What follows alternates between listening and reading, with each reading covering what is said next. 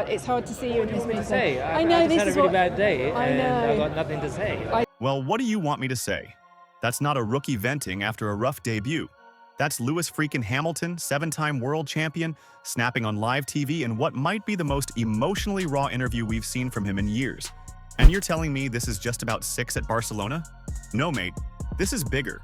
This is about Ferrari, pressure, ego, and maybe, just maybe, the beginning of a crumbling relationship. Strap in, because what you're about to hear is the real story behind Hamilton's meltdown, the inner turmoil at Ferrari, and the massive question nobody dares ask: is Lewis Hamilton broken? Don't scroll. Don't blink. Because by the end of this, you'll see the red suit in a whole new light. Post-race interviews are supposed to be controlled, polished, almost boring. Not this one. After finishing P6 and getting overtaken late in the race by Nico Hülkenberg, yes, Hülkenberg, Hamilton looked shattered.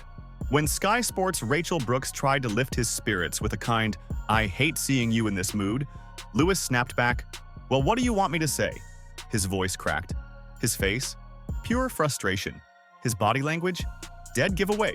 The man is done playing diplomat. This wasn't just about a race.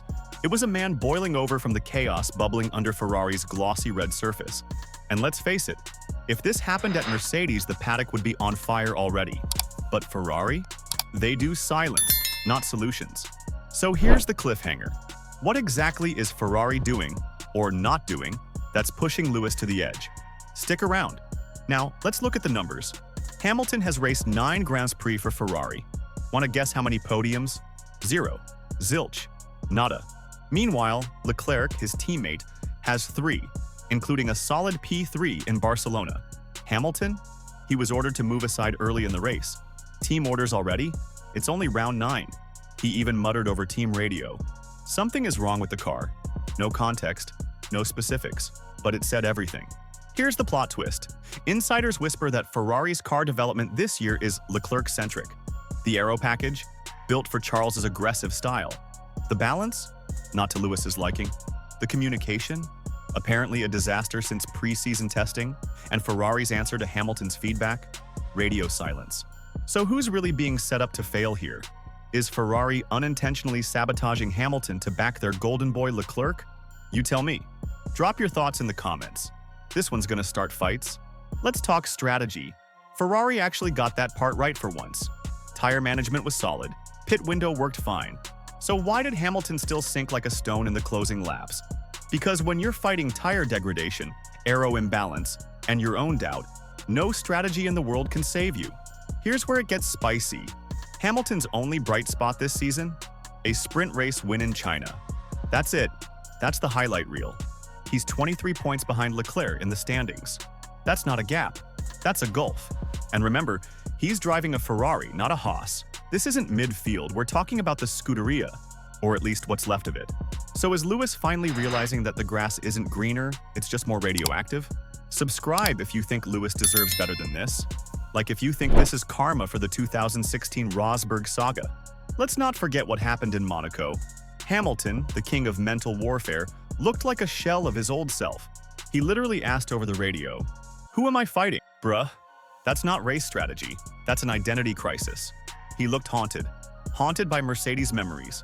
Haunted by a car he doesn't trust. Haunted by a team that might already be writing him off.